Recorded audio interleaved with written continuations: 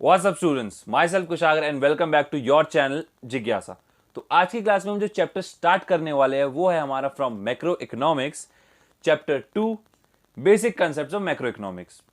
And video को start करने से पहले लाइक द वीडियो, शेयर कर दो इस वीडियो को, कमेंट करो जो भी आपके दिमाग में आ रहा है एंड मेक श्योर कि चैनल को सब्सक्राइब तो करते ही जाना। जो लाल बटन है उसको ग्रे कर दो या लाल मत रहने दो एंड उसके साइड में घंटे का आइकन होगा, उस घंटे के आइकन को भी दबा दो। तो इतना काम बस आपको करना है क्योंकि यार ये फ्री है, कोई पैसा लगेगा नहीं, मेरा फायदा हो जाएगा, आपका भी फायदा होगा। अगर आप मेरी वीडियो को कंटिन्यूसली देखते रहोगे आपको कुछ नॉलेज मिलेगी, मेरा फायदा होगा कि यार मेरा सब्सक्राइबर बेस थोड़ा बढ़ेगा, थोड़ी व्यूअरशिप बढ़ेगी। तो यार दोनों एक दूसरे का फायदा करते हैं। तो अब जब ये सब बातें हो गई हैं, इन सबको साइड में रखते हैं, अब हम चैप्टर की तरफ आते हैं। तो हम चैप्टर स्टार्ट करते हैं। So let's begin. तो जब भी हम स्कूल्स में पहले पहले जाते हैं, हम नर्सरी क्लास पढ़ना शुरू करते हैं सबसे पहले, तो वहाँ पे हमें कुछ बेसिक चीज़ें सिखाई जाती हैं कि हम क्या पूरे 12th तक पढ़ेंगे या फिर जो भी हम एजुकेशन में पढ़ेंगे उसका सबसे बेसिक चीज़ सिखाई जाती है। अगर हम बात करें हिंदी में तो हिंदी में पूरी वर्णमाला सिखाई जाती है। फिर अगर हम बात करें इंग्लिश में तो हमें अल्फ़ाबेट्स सिखाए जाते हैं। एंड अगर हम मैथ्स की बात करें तो हमें उसमें नंबर सिस्टम सिखाया जाता है कि नंबर्स कैसे होते हैं, कौन सा नंबर पहले आता है, कौन सा नंबर बाद में आता है। तो सेम वैसे ही अगर आपको मैक्रो इकोनॉमिक्स को ढंग से समझना है, एग्जाम में अगर अच्छे नंबर लाने हैं, तो उसके लिए ये वाला चैप्टर जो हम आज पढ़ेंगे उस चैप्टर की नॉलेज होना बहुत ज़रूरी है। ऑल्दो इस चैप्टर से एज सच मार्क्स का कोई इतना बड़ा मार्क्स के क्वेश्चंस नहीं आते, बहुत कम ही आते हैं, 1 या 2 नंबर के, या फिर उससे भी कम, या फिर हो सकता है आ ही ना है इस चैप्टर में से। लेकिन तभी भी इस चैप्टर की एक अच्छी डीप नॉलेज होना बहुत ज़रूरी होता है, क्योंकि ये आपको फर्दर आगे जब आप चैप्टर्स पढ़ोगे, जिन चैप्टर्स में से इंपॉर्टेंट क्वेश्चंस आएंगे उन चैप्टर्स के कुछ बेसिक समझने के लिए आपको बहुत ज़्यादा हेल्प करेगा। ठीक है, तो इस चैप्टर को यार ध्यान से समझना। वैसे तो हर चैप्टर को ही हर स्टूडेंट को ध्यान से ही समझना चाहिए, क्योंकि 12th के बोर्ड्स हैं, कहीं से कुछ भी आ सकता है। अगर सिलेबस में ये चैप्टर दिया है तो उस चैप्टर के अंदर से कुछ भी कहीं से कभी भी आ सकता है। ठीक है, तो मेरे हिसाब से तो पूरा चैप्टर ही इंपॉर्टेंट होता है। अगर जो जो टॉपिक्स आ रहे हैं वो सारे के सारे टॉपिक्स इंपॉर्टेंट है, क्योंकि मेरे से जब कोई पूछता है कि सर बताओ कि इसमें से इंपॉर्टेंट टॉपिक्स क्या हैं, तो मैं कहता हूँ कि भैया पूरा चैप्टर ही करके जाओ।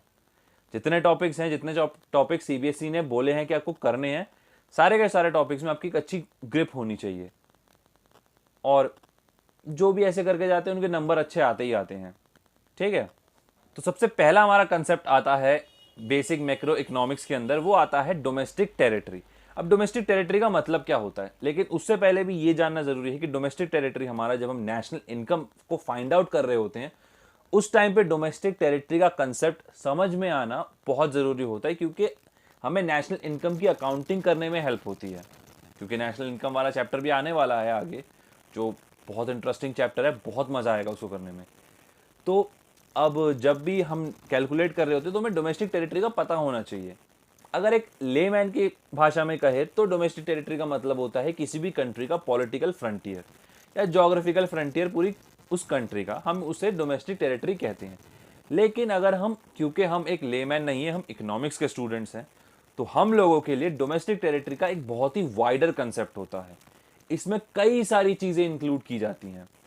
सबसे पहला जो मेरा इंक्लूड होता है डोमेस्टिक टेरिटरी के अंदर वो है शिप्स एंड एयरक्राफ्ट्स ओन्ड और operated by normal residents in between 2 different countries या फिर 2 फॉरेन कंट्रीज।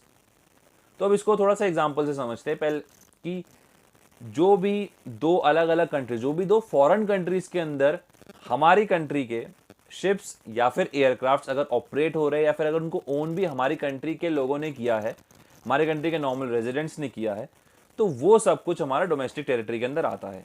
एग्जाम्पल लेते हैं कि अगर कोई एक फ्लाइट जापान से लेकर अमेरिका के बीच में चल रही है और वो एयर इंडिया की फ्लाइट है, एयर इंडिया ने उसको ऑपरेट किया है, एयर इंडिया ही उसको ओन कर रही है, तो वो चीज़ हमारी डोमेस्टिक टेरिटरी के अंदर आता है।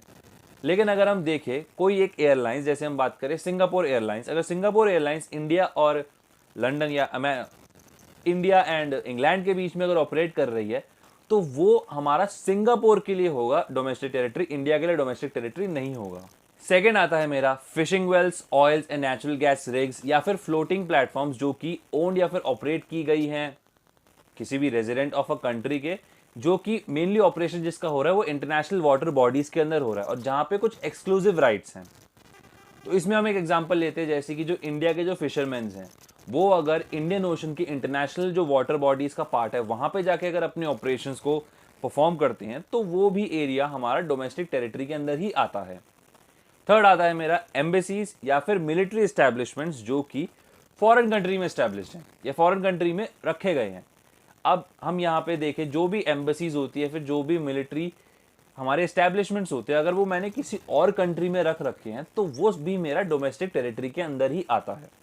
एग्जाम्पल, अगर इंडियन एम्बेसी वर्ल्ड में किसी भी कंट्री के अंदर है, क्योंकि लगभग हर कंट्री में कुछ हमारे 209 या 210 सॉवरेन कंट्रीज हैं, उनकी लगभग हर कंट्री में ही उसमें से भी 200 कुछ कंट्रीज में इंडियन एम्बेसी है, तो वो सारी एम्बेसीज इंडिया का ही डोमेस्टिक टेरिटरी का पार्ट है।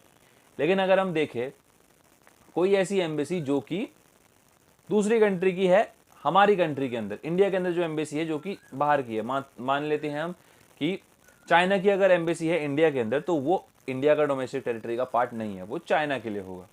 ठीक है, तो ये तीन चीजें हमारी इंक्लूड होती हैं डोमेस्टिक टेरिटरी के अंदर। अब हम देखते हैं कि कौन कौन सी चीजें इंक्लूड नहीं होती है। सबसे पहला, कोई भी इंटरनेशनल ऑर्गेनाइजेशन, हम बात करें यूएन, हम बात करें WHO, हम बात करें WTO, हम बात करें फीफा, हम बात करें यूनेस्को, हम बात करें यूनिसेफ, तो ये सारी की सारी जो ऑर्गेनाइजेशन है, क्योंकि इंटरनेशनली काम करती हैं, ये हर कंट्री के लिए है, तो ये किसी भी कंट्री के डोमेस्टिक टेरिटरी के अंदर इसका पार्ट नहीं आता।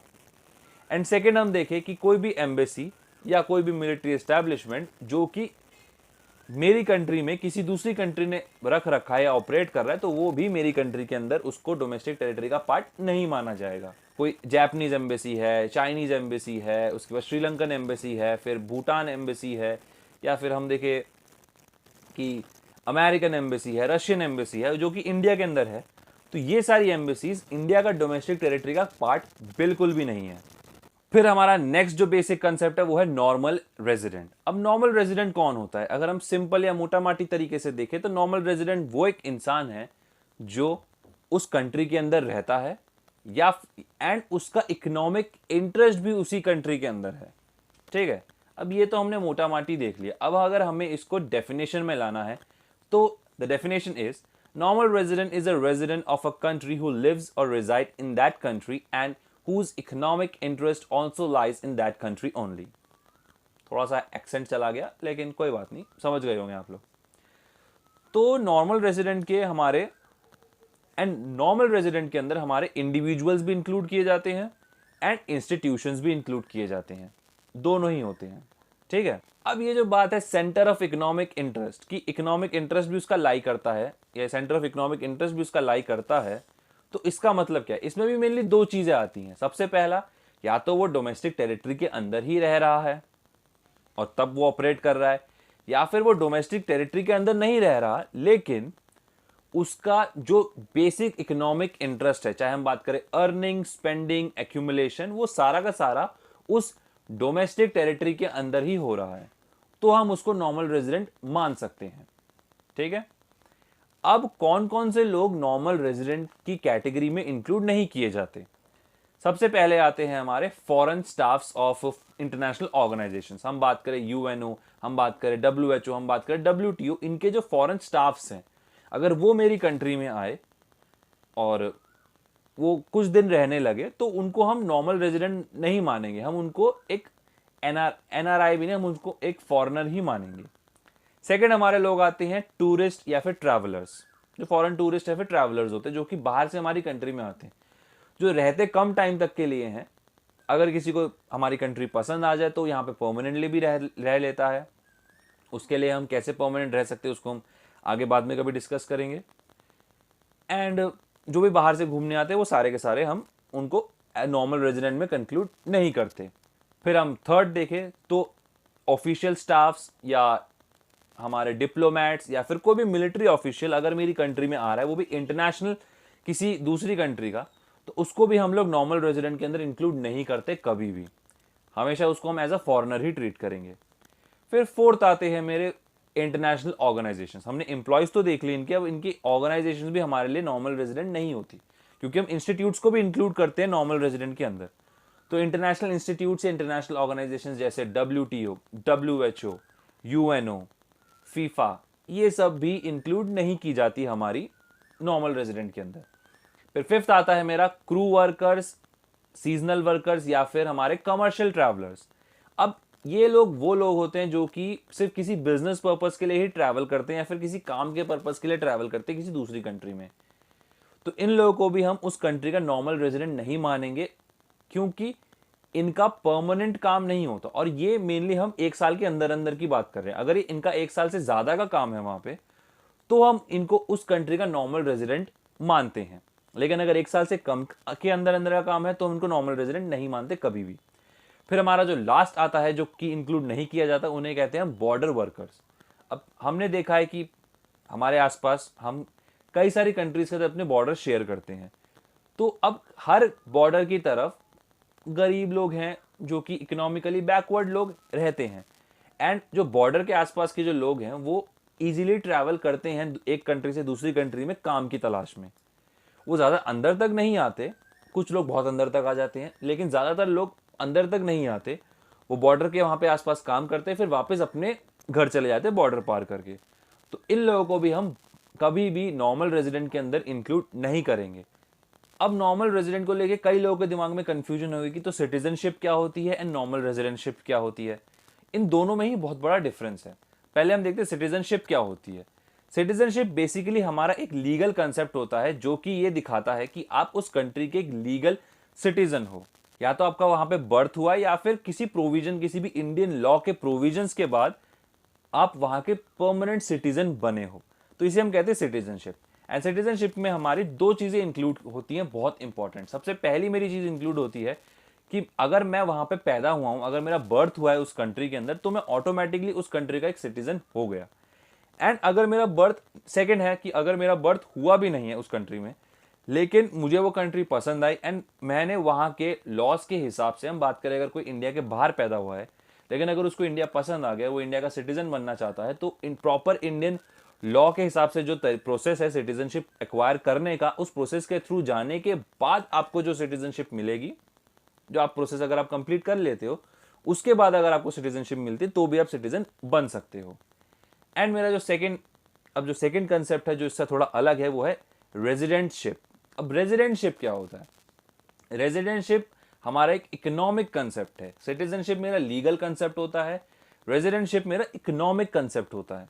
अब ये मेनली आपका कंसर्न रहता है कि आप इकोनॉमिक एक्टिविटीज कहाँ परफॉर्म कर रहे हो, ठीक है। इसमें भी हमारी जो चीज इंक्लूड होती है वो या तो जो पर्सन है वो उस डोमेस्टिक टेरिटरी के अंदर रह रहा है, अगर वो उस डोमेस्टिक टेरिटरी के अंदर रह रहा है एंड उसका जो मेन जो बेसिक इकोनॉमिक इंटरेस्ट है वो भी उसी टेरिटरी में अगर लाई करता है, तब हम कहते हैं कि हाँ भैया ये एक बंदा यहाँ का रेजिडेंट है, सिटीजन नहीं है। सिटीजन हमेशा एक लीगल कंसेप्ट होता है, रेजिडेंट हमेशा एक इकोनॉमिक कंसेप्ट होता है।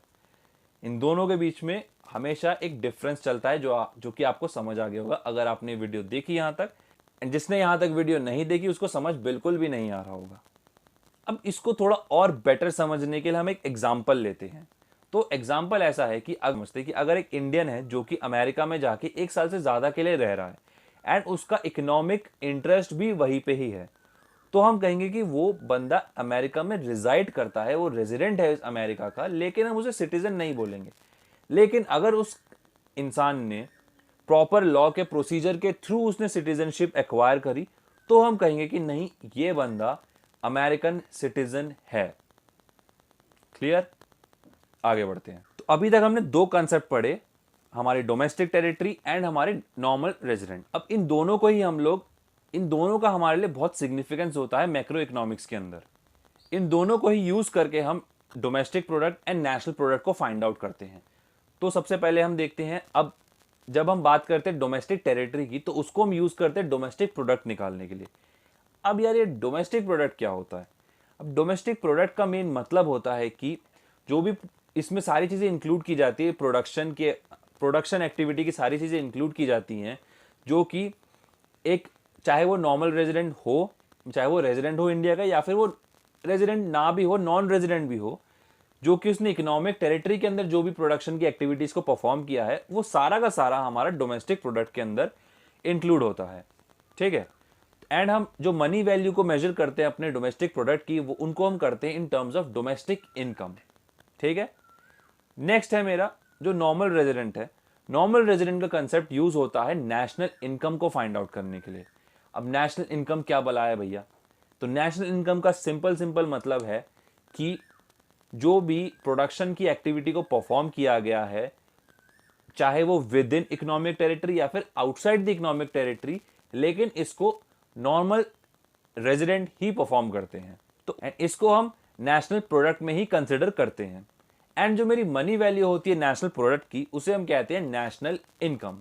एंड जो डोमेस्टिक इनकम है, नेशनल इनकम का जो कंसेप्ट है, इसको हम डिटेल में पढ़ेंगे अपने फर्दर चैप्टर्स में। तो चैनल को सब्सक्राइब कर लो, फिर से मैं कह रहा हूं, फायदे में रहोगे, क्योंकि भैया हमें आगे भी पढ़ना है। ठीक है, आगे बढ़ते हैं। अब हमारा जो थर्ड बेसिक इंपॉर्टेंट या थर्ड बेसिक जो मैक्रो इकोनॉमिक्स का कंसेप्ट है, वो आता है factor income and transfer income. पहले हम देखते हैं तो फैक्टर इनकम।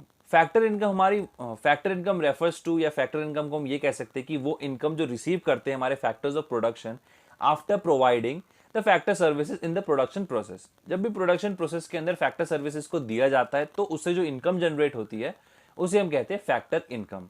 अब ये जो फैक्टर इनकम है, ये रिसीव करते हैं हमारे land, labour, capital and enterprise या फिर एंटरप्रेन्योर। ठीक है। अब जो फैक्टर इनकम होती है हमारे नॉर्मल रेजिडेंट्स की, किसी भी कंट्री के, उसको हम लोग नेशनल इनकम में हमेशा इंक्लूड करते हैं। एंड लास्ट है हमारा एग्जाम्पल। अब एग्जाम्पल्स में अगर हम देखें तो रेंट, वेजेस, इंटरेस्ट या फिर प्रॉफिट, तो ये हमारी फैक्टर इनकम्स होती हैं। फिर नेक्स्ट आता है मेरा ट्रांसफर इनकम। अब ट्रांसफर इनकम क्या है? ट्रांसफर इनकम मेनली उस तरह की इनकम होती है जो कि हम रिसीव करते हैं बिना किसी भी फैक्टर सर्विसेज को प्रोवाइड करके। ठीक है। तो सबसे पहले तो ये एक यूनिलैटरल कंसेप्ट है, या फिर सीधे वन साइडेड कंसेप्ट होता है। एंड ट्रांसफर पेमेंट आपकी आउटसाइड द कंट्री से भी आ सकती है और इनसाइड द कंट्री से भी आपको मिल सकती है। ठीक है, यहां पे दोनों केसेस होते हैं। एंड हम कभी भी ट्रांसफर इनकम को नेशनल इनकम में इंक्लूड नहीं करेंगे, क्योंकि इस केस में कोई भी प्रोडक्शन का प्रोसेस हुआ ही नहीं है, हमें कुछ भी प्रोडक्शन मिली ही नहीं है, या कुछ भी ऐसा कुछ बेनिफिट मिला ही नहीं है जो हम इसको ऐड करेंगे नेशनल इनकम के अंदर। एग्जाम्पल्स होते हैं हमारे पेंशंस, या फिर स्कॉलरशिप्स, या फिर हम कहें तो अनएम्प्लॉयमेंट अलाउंसेस, या फिर पॉकेट मनी। तो ये सब हमारे कुछ एग्जाम्पल्स होते हैं। अब अगर हम जो देखें, जो हम टैक्सेस प्रोवाइड करते हैं गवर्नमेंट को, वो भी एक तरह से ट्रांसफर इनकम ही होती है, क्योंकि उन टैक्सेस को देने के लिए हमें कुछ भी ऐसा बेनिफिट पहले नहीं मिला, हमें बाद में बेनिफिट मिलता है, लेकिन हमें पहले कोई बेनिफिट नहीं मिला जिसके लिए हमने इनकम दी। ठीक है, तो ये एक ट्रांसफर इनकम के अंदर आता है। एंड जो सब्सिडीज गवर्नमेंट प्रोवाइड करती है, वो भी ट्रांसफर इनकम के अंदर ही आती है, क्योंकि सब्सिडीज पहले प्रोवाइड की जाती है, बाद में बेनिफिट मिलता है गवर्नमेंट को। फिर हमारा एक छोटा सा कंसेप्ट आ जाता है ट्रांसफर इनकम के अंदर ही, वो है capital transfers and current transfers. तो पहले है हमारा डिफरेंस की इन दोनों के बीच में, करंट ट्रांसफर्स हमारी मेड होती है इनकम के ऊपर। तो पहला जो हमारा डिफरेंस है वो है कि करंट ट्रांसफर्स मेड आउट होती है हमारी इनकम के ऊपर, एंड जो कैपिटल ट्रांसफर्स हैं वो मेड आउट होती है मेनली उस पर्सन या फिर उस पेयर की वेल्थ के ऊपर। सेकेंड, करंट ट्रांसफर्स मेरी रेगुलर होती है in nature, and capital transfers मेरी इररेगुलर होती है इन नेचर। और थर्ड है मेरा current transfers are made for consumption purpose, हम कंजम्पशन पर्पस के लिए करंट ट्रांसफर्स करते हैं। एंड हमारा जो कैपिटल ट्रांसफर्स है उसको मेनली हम कैपिटल फॉर्मेशन के लिए ही करते हैं। एंड हमारा फोर्थ पॉइंट है एग्जांपल्स, क्योंकि जब भी आपको समझना है कि भैया कौन सा पॉइंट डाले कौन सा पॉइंट डाले, तो एक जो पॉइंट है जो सबसे बढ़िया चलता है वो है एग्जांपल्स का। ये हर एक डिफरेंस के अंदर आपका काम करेगा। ठीक है, अब यहाँ पे भी हम लोग इसको चलाते हैं कि एग्जाम्पल क्या है। हमारे करंट ट्रांसफर के अंदर एग्जांपल्स आते हैं ओल्ड एज पेंशंस, या फिर अनएम्प्लॉयमेंट अलाउंसेस, या फिर हम बात करें कुछ गिफ्ट्स। फिर हमारे कैपिटल ट्रांसफर्स की जो एग्जांपल्स है वो आते हैं हमारे कैपिटल गेन टैक्सेस, या फिर इन्वेस्टमेंट ग्रांट्स, या फिर वॉर डैमेजेस। तो ये सब हमारे कैपिटल ट्रांसफर्स के अंदर एग्जांपल्स आते हैं। क्लियर? अब हमने प्रीवियसली जो टॉपिक पढ़ा था factor income and transfer income के बारे में, उनके लेके भी एक छोटा सा डिफरेंस हमारा चलता है। सबसे पहला हमारा बेसिक डिफरेंस या बेसिस ऑफ डिफरेंस है वो है मीनिंग। फैक्टर इनकम की मीनिंग होती है कि ये वो इनकम है जो कि फैक्टर्स ऑफ प्रोडक्शन रिसीव करते हैं after providing the factor services in the production process. And transfer income जो है वो रिसीव की जाती है without providing any kind of factor services in the production process. ठीक है। सेकेंड आता है मेरा नेचर। अब नेचर को लेके देखें तो जो फैक्टर इनकम्स है हमारी वो हमारी domestic income and national income दोनों में ही इंक्लूड की जाती हैं। एंड अगर हम देखें अपने ट्रांसफर इनकम का तो ये कंसेप्ट दोनों में ही इंक्लूड नहीं किया जाता। अब थर्ड बेसिक डिफरेंस है हमारा कंसेप्ट। अगर हम कंसेप्ट को देखें तो जो हमारा फैक्टर इनकम वो एक अर्निंग कंसेप्ट है, एंड अगर हमारा ट्रांसफर इनकम को देखें तो वो एक रिसिप्ट कंसेप्ट है। फिर हमारा फोर्थ डिफरेंस आता है रिसिप्टेंट, कि ये रिसीव कौन करता है। फैक्टर इनकम्स को फैक्टर्स ऑफ प्रोडक्शन जैसे कि लैंड, लेबर, कैपिटल या फिर एंटरप्रेन्योर्स या एंटरप्रेन्योर ये रिसीव करते हैं। एंड अगर हम ट्रांसफर इनकम की बात करें तो ट्रांसफर इनकम को या तो हाउस होल्ड या फिर गवर्नमेंट रिसीव करती है। फिर फिफ्थ आता है मेरा एग्जाम्पल। फैक्टर इनकम के जो एग्जाम्पल हो गए वो है हमारे rent, wages, interest and profits. And अगर हम अपने ट्रांसफर इनकम का देखें तो उसके एग्जाम्पल्स कई सारे हैं। Old age pensions, investment grants, फिर हम गिफ्ट्स, अनएम्प्लॉयमेंट अलाउंसेस, फिर हम देखें तो पॉकेट मनी। तो ये सब अलग अलग एग्जाम्पल्स आते हैं हमारे ट्रांसफर इनकम के अंदर। तो यहां पे हमारी आज की क्लास या फिर आज की वीडियो को हम समाप्त करते हैं। एंड अब इस चैप्टर को हम आगे कंटिन्यू करेंगे अपनी नेक्स्ट वीडियोस में। आगे हम इसको आगे बढ़ाएंगे। ठीक है। So here's the recap. सबसे पहले हमने टॉपिक पढ़ा डोमेस्टिक टेरिटरी, कौन कौन सी चीजें इंक्लूड होती हैं, कौन कौन सी इंक्लूड नहीं होती। फिर हमने पढ़ा नॉर्मल रेजिडेंट, इसमें हमने देखा कौन कौन से लोग इंक्लूड नहीं होते। फिर हमने देखा कि भैया सिटीजनशिप एंड रेजिडेंटशिप क्या होती है, इन दोनों के बीच में क्या इनका मतलब होता है। फिर हमने एक छोटा सा कंसेप्ट देखा, कि छोटा तो नहीं, हमने फ्यूचर के लिए एक छोटा सा कंसेप्ट देखा कि डोमेस्टिक टेरिटरी और नॉर्मल रेजिडेंट को हम क्यों पढ़ते हैं, कहां कहां इनकी जरूरत पड़ती है। फिर हमने एक टॉपिक देखा factor income and transfer income, उसी के अंदर हमने एक छोटा सा टॉपिक पढ़ा capital transfers and current transfers. And last में हमने factor income and transfer income के बीच में डिफरेंस भी देखा। ठीक है। तो जाते जाते मैं फिर से बोलूंगा कि यार लाइक द वीडियो, शेयर कर दो इस वीडियो को, कमेंट करो जो भी आपके दिमाग में आ रहा है। एंड यार प्लीज चैनल को सब्सक्राइब तो करो ही करो, और प्लीज वीडियो को थोड़ा लंबा तक देखो, हो सकता है आपको मजा आ जाए। तो बस यही मेरी बात है। एंड वीडियो एंड करने से पहले stay safe, stay healthy, stay learning, and always remember guys, you all can achieve anything you want if you put your time and effort to that thing only. Thanks for watching guys. Goodbye.